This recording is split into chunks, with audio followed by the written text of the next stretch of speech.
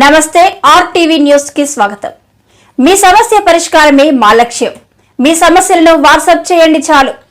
9492726238. మా వార్తలు మీకు నచ్చినట్లయితే లైక్ చేయండి, షేర్ చేయండి, సబ్స్క్రైబ్ చేయడం మాత్రం మర్చిపోకండి. నష్టపోయిన గిరిజన రైతాంగాన్ని ప్రభుత్వం ఆదుకోవాలి. భారత కమ్యూనిస్టు పార్టీ రాష్ట్ర సహాయ కార్యదర్శి జేవి సత్యనారాయణమూర్తి. అల్లూరి సీతారామరాజు జిల్లా జీకేవిధి మండలం గుమ్మిరేవుల, సీలేరు, దుప్పలవాడ, దారకొండ పంచాయతీల్లో తుఫాను కారణంగా తీవ్రంగా నష్టపోయిన గిరిజన రైతాంగాన్ని ప్రభుత్వం అన్ని విధాలా ఆదుకోవాలని భారత కమ్యూనిస్టు పార్టీ రాష్ట్ర సహాయ కార్యదర్శి జేవి సత్యనారాయణమూర్తి డిమాండ్ చేశారు.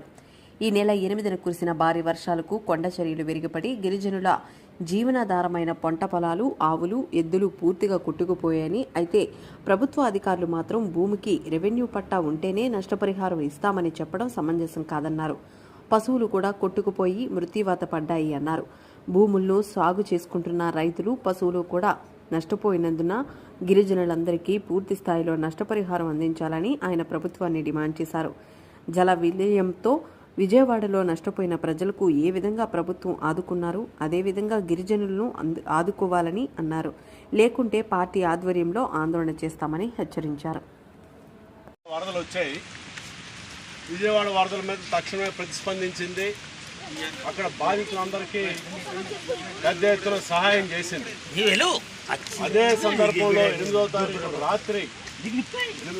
రాత్రి దారకొండ, గుమ్మిరేవుల పైన అమ్మవారి దారకొండ, గాలికొండ, దిగువన దుప్పులవాడ, సీలేరు పంచాయతీల్లో ఉన్నటువంటి ఈ కొండ చర్యలన్నీ కూడా జారిపోయి పెద్ద ఎత్తున కుండపోత వర్షం ఆ రోజు 8వ తారీఖున సాయంత్రం నుంచి ప్రారంభమై రాత్రి దాకా కుండపోత వర్షం పడడంతో మరి ఎంత పెద్ద ఎత్తున చిన్న పిల్ల కాలువలాగా ఉన్నటువంటి గడ్డలన్నీ కూడా ఒక నదిలాగా రాళ్ళతోని చెట్లతోని మొత్తం కొట్టుకొని రావడంతో ప్రాణ నష్టం ఒక్కటి జరగలేదు తప్ప ఒక్కరు గాలికొండ పంచాయతీలో కొండ చర్య జారిపడి ఆ గ్రామం మీద పడితే చట్రాయపల్లి ఒక మహిళ మరణించింది. అదొక్కటి తప్పితే ఈ ప్రాంతంలో నిజంగా ఒక విధంగా వీళ్ళందరికీ మెలకు వచ్చి జాగ్రత్త పడ్డారు కాబట్టి సరిపోయింది. కానీ లేకపోతే చాలా తీవ్రమైనటువంటి ప్రాణ నష్టం కూడా జరిగి ఉండేది.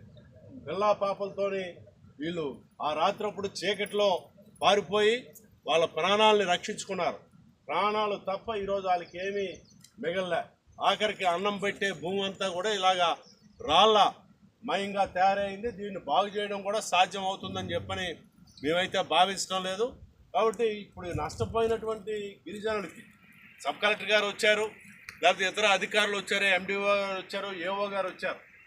ఏఓ గారు వీళ్ళంతా కూడా మీకు పట్టా ఉంటేనే, రెవెన్యూ పట్టా ఉంటేనే దానికి నష్టపరిహారం ఇస్తాం, ఆర్ఓఆర్ఎఫ్ పట్టా ఉంటే దానికి నష్టపరిహారం వర్తించదు, లేకపోతే పట్టా లేకుండా సాగులో ఉన్న దానికి ఏమీ నష్టపరిహారం రాదని చెప్పారట.